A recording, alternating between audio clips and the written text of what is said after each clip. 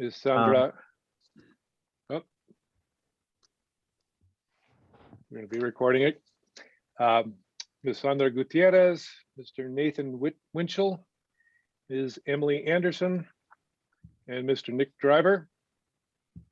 And the board members present are Michael Jones, the chair, Gershom Torres, and Larry Villabi. And with staff, we have Daniel Ornelas and Josh Ripp. Also joining us is Ana Leonor. Okay, doke. So can I have a motion to approve the agenda? A motion. Thank you, Gershom. Second? I'll second. Thanks, Larry. And Michael votes to approve. Gershom, how do you vote? Approve. And Larry? Approve. Okay, we now come to the time of public comment, where any of our visitors, or I guess anybody who would like to make a comment about something that is not on the agenda may do so.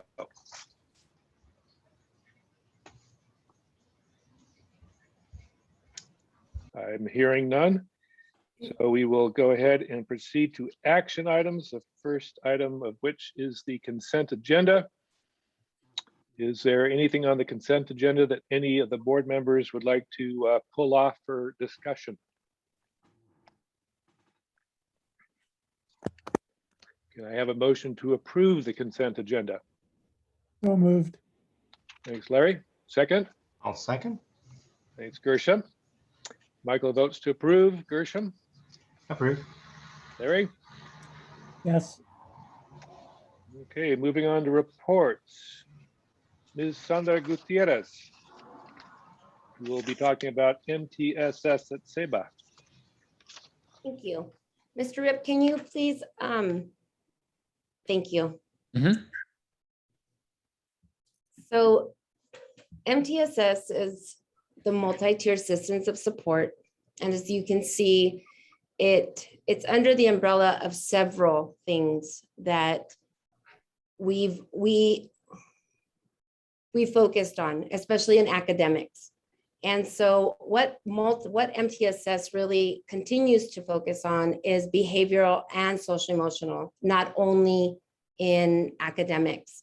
And so it's really finding those interventions that support teachers in tier 1, which is, it could be centers, it could be any kind of intervention, any academic intervention, along with if there's students that are having behavior problems or social and emotional problems, that we get interventions for them.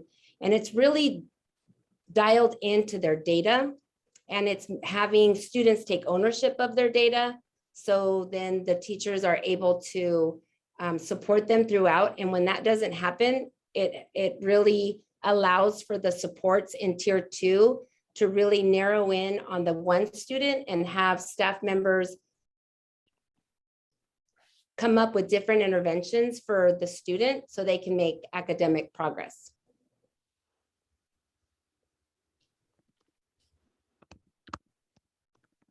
Mr. Winchell, did you want to add anything to that?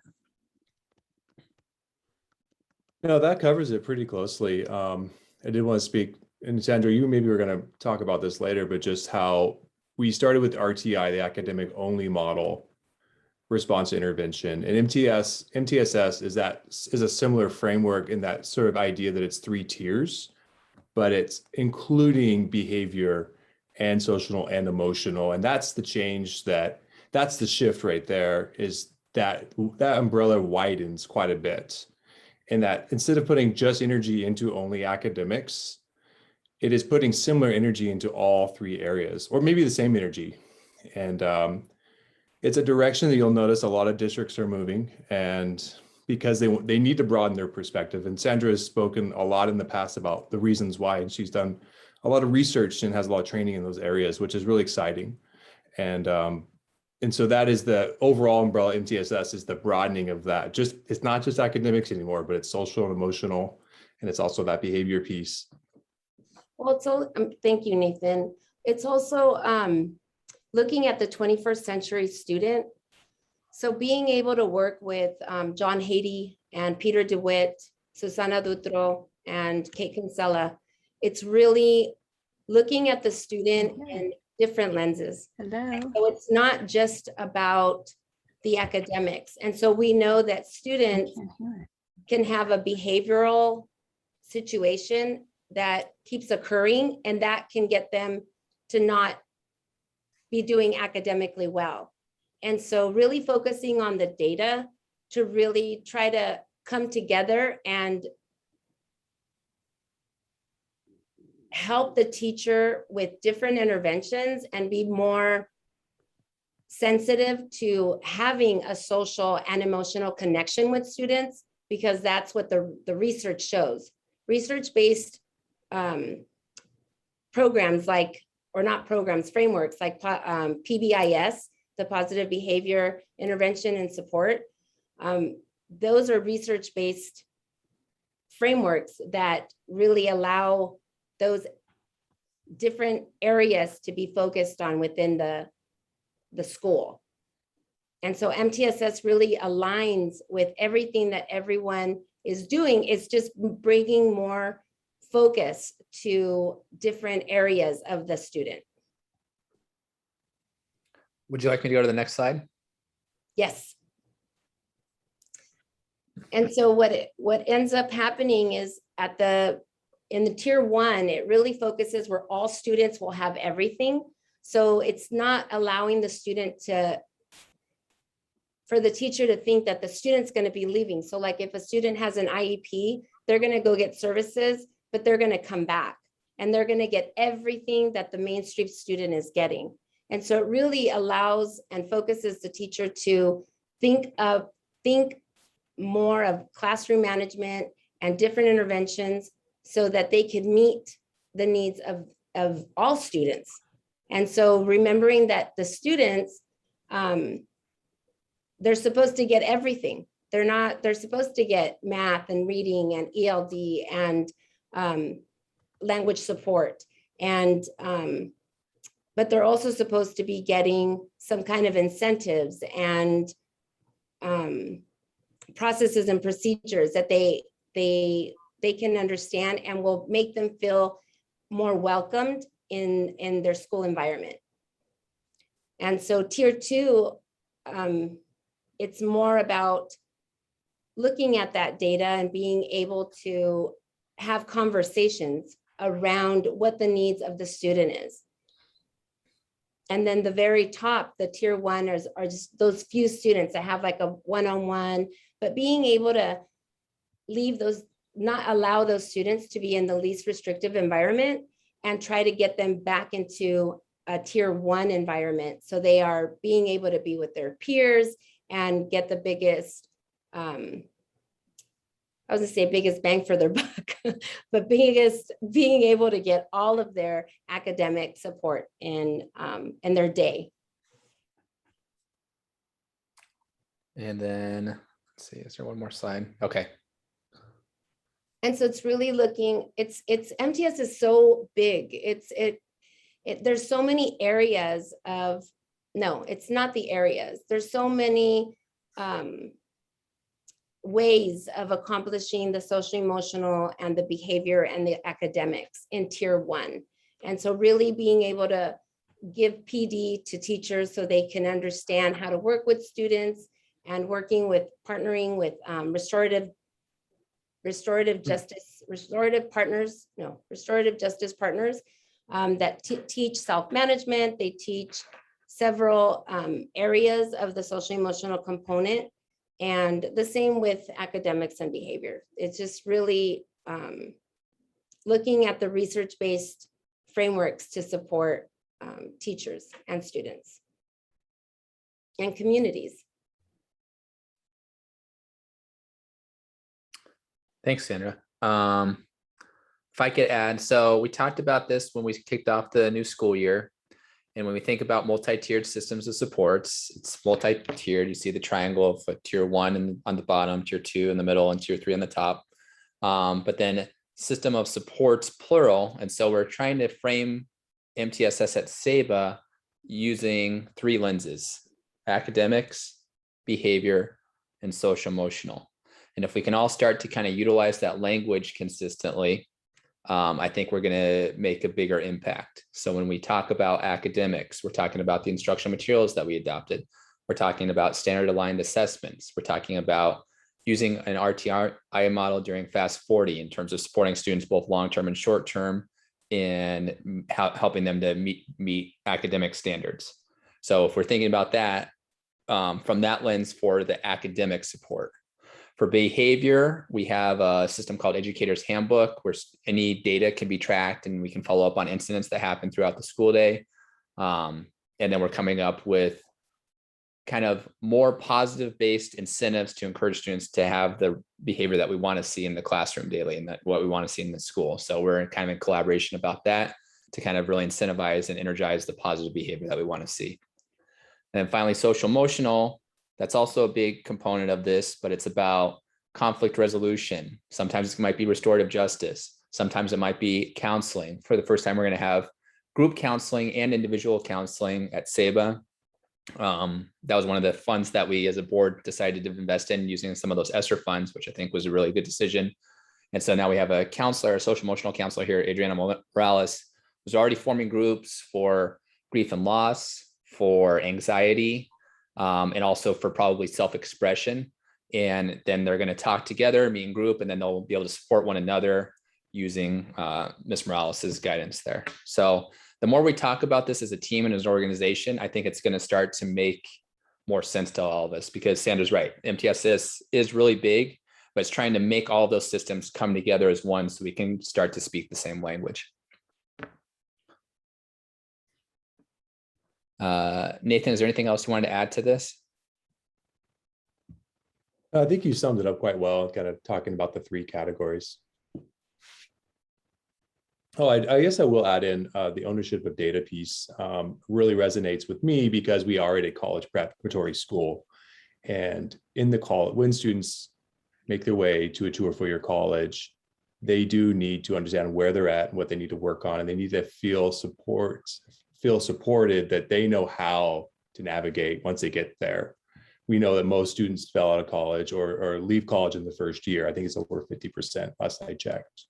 So we're looking at MTSS is addressing some of those by owning your data, by saying, okay, I need to be working on these areas. So I'm ready. I know where I'm going. That's the mission of the school I'm at. By focusing on MTSS, we are supporting that mission, and not just academics, but in behavior and social emotional as well. So that's all I'd add in. I love that piece. Sandra, you've been awesome in supporting that and making sure to bring up, hey, make sure we're making students part of the equation, like they own their data. And that is a shift from a lot of places that I've worked where teachers own the data, admin owns their data.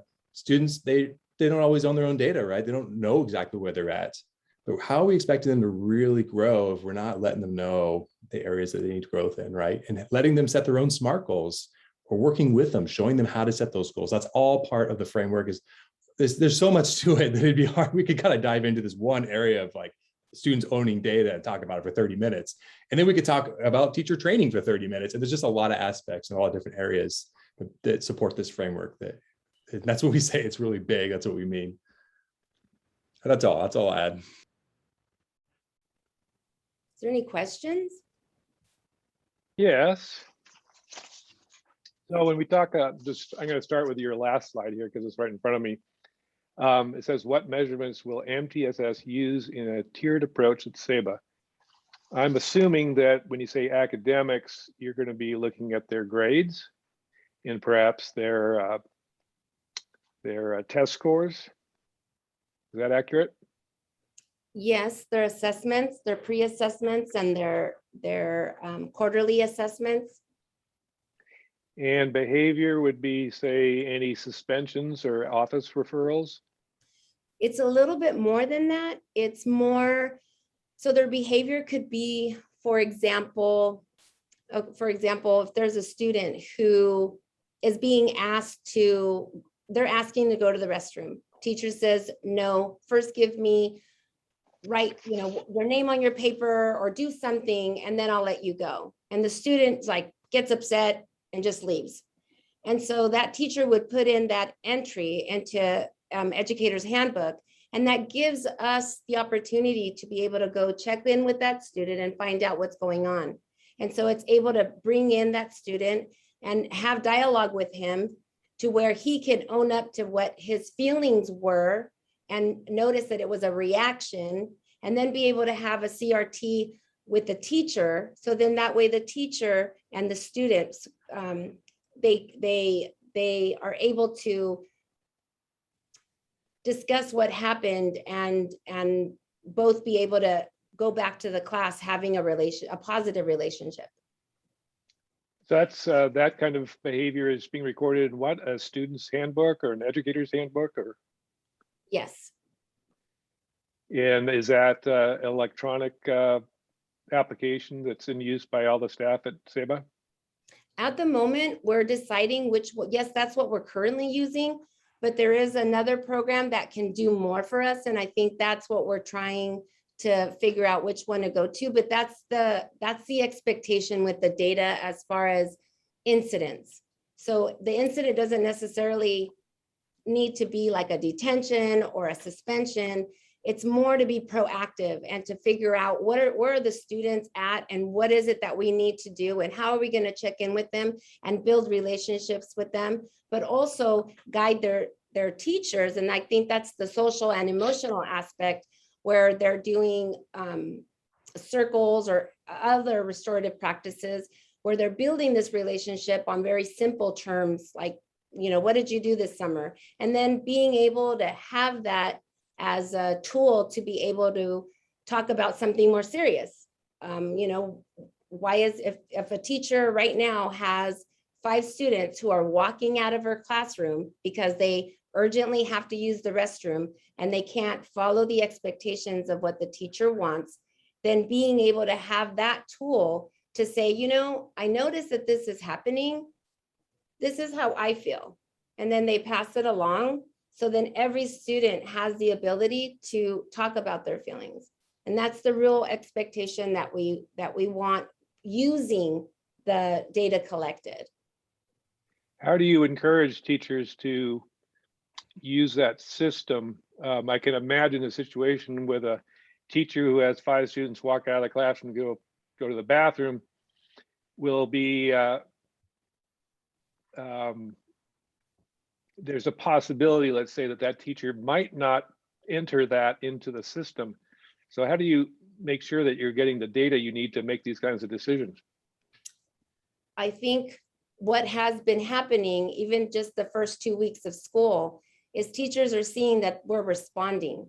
And because we're able to actually talk to them about the student before they're even having to reflect with us, because we're able to see it or note it and us put it in, then they're seeing, oh, wow, someone's really checking up on this. So it's actually in the last 2 weeks that we've started school, I've seen a shift of putting in an incident just because and feeling no support to knowing that someone's going to be looking at that. And that's what they've been sharing. And that's what's been leading to deeper conversations with teachers to do conflict resolution meetings with their students. Okay. And then for social emotional, what metrics would you be using for that? Restorative justice practices is an organization, RSJP. They have a program that they've developed, and it's been used at Salinas Union High School District. It's been used at North Monterey County. It's been used at Salinas City Elementary. And I've been fortunate enough to be working with the program since 2014. And it's only getting better. And so they come in and they guide teachers with those social emotional areas. And so it's an actual PD that they're giving them. They walk them through it with the students. And it's at the beginning, it's like they're holding their hand and they're giving them these tools. And then they kind of like they more monitor. And then at the end, it's, the third year should be where the teachers have this and they're being able to give back some support or some advice on how they're doing. And my last question would be, does MTSS have any connection to the PVPSA programs? Is it coming out of PVPSA or is it coming from somewhere else? It's coming from somewhere else. PVPSA that I know of hasn't, in fact, I just talked to them because I have my own children. And so I was trying to connect with them to see if they can offer services here. And I guess they said that because we're a charter, they can't. Right. Okay, great. Thank you. You're welcome. Any other questions for Sandra or Nathan?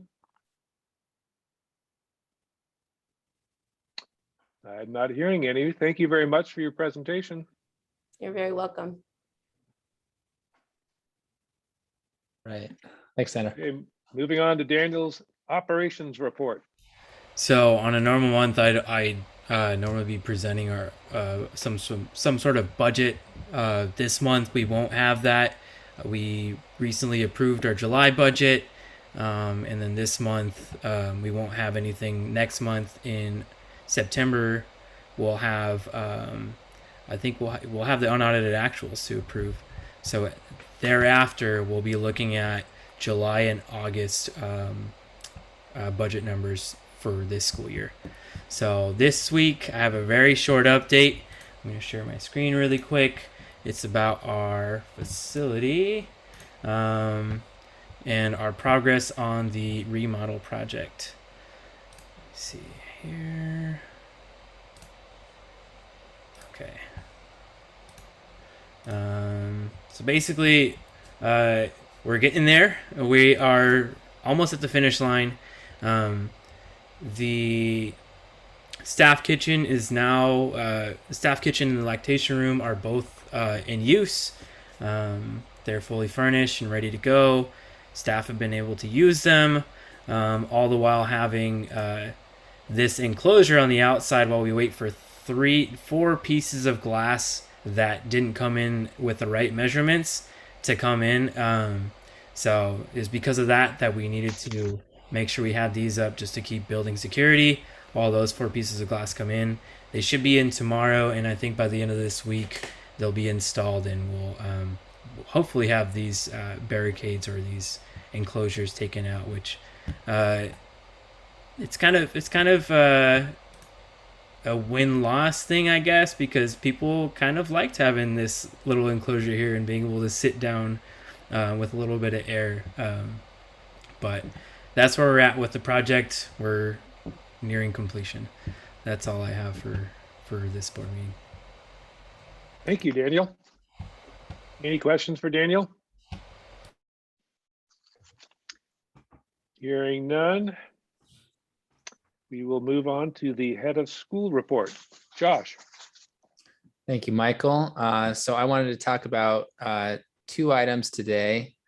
The first one is new schedule. So we began starting school at 8:30 this school year on July 22nd. And it was funny, the first day we actually had a lot of students here early to get their schedule. So everyone showed up at 7:30 still. So we had 400 kids here at 7:30, even though school didn't start until about 8:30. But since then, what we've been doing is, and this connects back to MTSS, we've been tracking who's arriving early, communicating with their families to see if we need to create intentional programming for those families who drop their kids off early because of work. And what we've seen is a decrease in the number of students who are arriving, say at 7 or 7:30.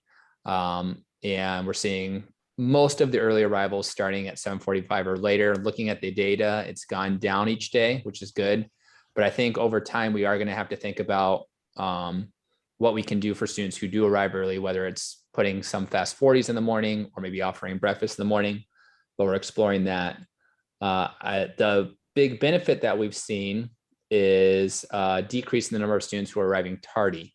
We still have tardy students, but the numbers that would often creep into the hundreds, over 100 in previous school years, are now down to 10 to 20, which is really great. And I think that was one of the main intents behind it. I mean, the main intent is that the students are awake when they're here so they can actively engage in their classes.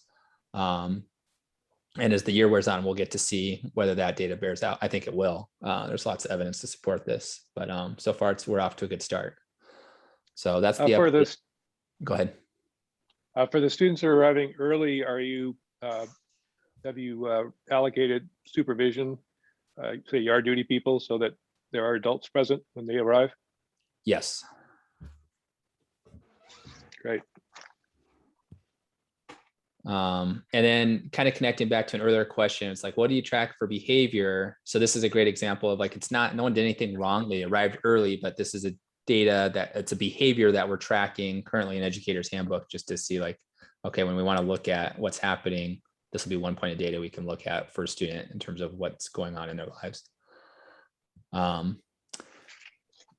The second part that I wanted to share tonight was, supporting students with independent study for quarantine and isolation. So there's been a lot of talk about what to do for students who are going on independent study. We met as a staff yesterday to talk about how SABA is going to handle this. And basically, to give some context, SABA has always provided short-term independent study for students who are out for a week or two. The most common reason for that is students oftentimes will go to Mexico for the winter holidays and then come back a week or two later. And if we know ahead of time, we'll sign them up for independent study, and that works reasonably well. But now, because of COVID, we're all back in school, but every time somebody experiences a COVID-like symptom, they need to isolate for 10 days. So if you wake up, which happens to all of us, and you have a slight headache or, fever or any common just cold symptom, that's also a COVID-like symptom. And so that necessitates, if they call and say, okay, he's going to be out today, his head hurts, and we're going to say, okay, well then he needs to isolate for 10 days. So that means that's, instead of being out for a day or two, they're out for 10, meaning that we're going to have to put those students onto independent study. So what we're doing as a team is we're going to have assignments ready to go for the students. And then we're going to have our paraprofessionals check in with those students daily to make sure that they're staying on point with their assignments. And then also let the students know that should they need support with their assignments, that they can contact their teachers and work with them to get through those assignments. The teachers are in their classes teaching, and we want to make sure that their focus is there on the 28 kids or 30 kids in the class. And we also want to make sure that if the student does have to be out for 10 days, that they'll immediately have work to do the next day that they're well, and they're feeling like their time is productive. I should say the isolation can be shortened if a student comes with a negative COVID test or has a doctor's note saying it's symptomatic of an underlying condition. So those are the ways out of the 10-day isolation. So we've already seen it happen a few times so far. Parents have been pretty good about getting doctor's notes or getting COVID tests, but I mean, even then it's usually a 3 or 4 day stint, which it's a minimum of 5 days for independent study. But I think as the year wears on, we're going to see probably an uptick in people getting sick like we do every year. And then we're just going to need to be ready to respond to that when it happens. So we've got a plan now, and then we'll see how this goes. And then as we're watching it, we'll make changes as appropriate. And that is my report. Related to isolation, there's a lot of discussion in the news right now about requiring vaccinations of staff and students. Do you have any way of keeping track of how many students have been vaccinated? We plan to send out a survey to students. We have not done so yet. And it will be we can't require the students to fill it out, but if we will encourage them to fill it out, and then we can probably get some data that way for the students who are eligible to vaccine. I don't have those numbers in front of me. And do you have any idea currently how many students are out of school because they have tested positive? Tested positive for COVID. There's not a single student who's out of school right now for testing positive for COVID. So it's like, having done this for a year, but I mean, there's different levels. So like there's symptoms, but then testing positive is a different thing. So when somebody tests positive, they isolate, but then anybody that was exposed to that student, which is 6 feet or less for 15 minutes or longer, will need to quarantine for 10 days. The exception to that rule is if you're vaccinated. If you're vaccinated, then you do not need to quarantine. So over 90% of our staff is vaccinated. So they'll be exempt from the quarantines, but students, especially at the middle school level, will not be vaccinated. So we'll have to work with them closely and quarantine as appropriate. Every time we have a positive COVID test, we always reach out to Jim Busing at the County Office of Education. She's the Director of Safety, and we work with her and then with the Department of Health or County Office of Health to make sure that we're following all the protocols. And they usually will take over in terms of investigating once we've given them all the necessary information. All righty. Any other questions for Josh? I had a question. I guess it was about the consent agenda. I'm kind of confused on when I was supposed to ask that question. Was I supposed to ask that at public comment or? Well, when I got the consent agenda, I asked if there were any comments about the consent agenda or any items that wanted Okay. to be discussed. So I didn't realize, so when it says consent agenda, you're not doing itemized votes, you're voting on the whole thing at once. Right. Got it. Got it. But since you're here, and I know this is going to frustrate Mr. Rip because we're trying to follow protocol, if there's an item that you want to talk about, Yeah, the employee handbook. So this is a new employee handbook for 21-22. Correct. So when I signed my contract for this school year, was I signing this employee handbook or is this a new employee handbook? You did not sign this employee handbook when you signed your contract. And are there differences? Yes. And are we going to talk about that as a staff? Yep. Once it is board approved, which technically it already is. Got it. So once it's board approved, that's when you discuss it with the staff. Correct. Got it. Okay, thank you. Uh-huh. all righty. Yeah. Going on to closing items, future meetings. Okay, so we have a board retreat scheduled for Saturday, August 21st here at Saba at 8 a.m. And I want to give you all a tour of the school since it's been a while since you've been here. I want to talk about board procedure. And then I want to talk about strategic goals for the 21-22 school year, as well as my own head of school goals. So that's kind of what we have on the agenda. I will send out detailed agenda a week prior to that board retreat, and I hope everybody can make it.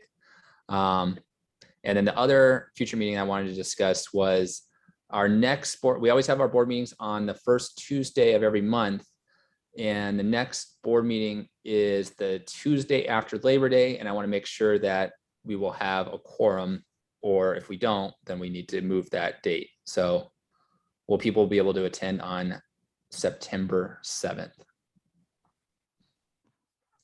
Thumbs up from Michael. Mary, Larry, good. Is Gershom still on? Yes. Okay, great. Excellent. Okay. Oh, I want to just note for the recording that Mary Navas has joined us, or joined us some time ago. But so good to see you, Mary, and you're on mute. I took note of it. 6:35. Thank 5:36. Yeah, something like that. you. More or less. Agenda item request for the next board meeting. Would we be able to get an update on athletics? Yeah, do you want me to answer that, Michael, or do you want to? You can go ahead. Yeah, we can put together an update on athletics for the next board meeting. Great. Anything else?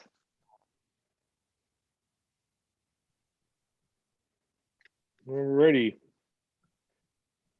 Well, on that note then, thank you all for joining us tonight. Sandra, it was good to see you again. And Likewise. everybody have a nice summer, what's left of it. I guess some of you are already back to work. But anyway, we will see you, I guess, at the board retreat on Saturday, August 21st. Josh, did you already let all the board members know about our Monday retreats? I did. Yes. Yes. But great reminder. Do you want to talk about the retreat for a second here since you're on, Emily? Well, I feel like Nathan's kind of taking the lead on it. Oh, great point.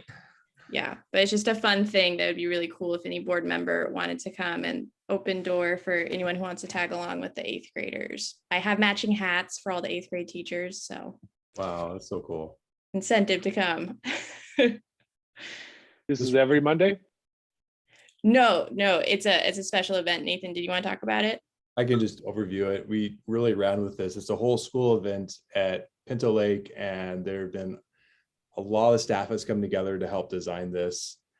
I just did a map and just tried to help organize it the best I can. I've done bigger events in the past, but really it was the staff that came together and had a lot of great ideas.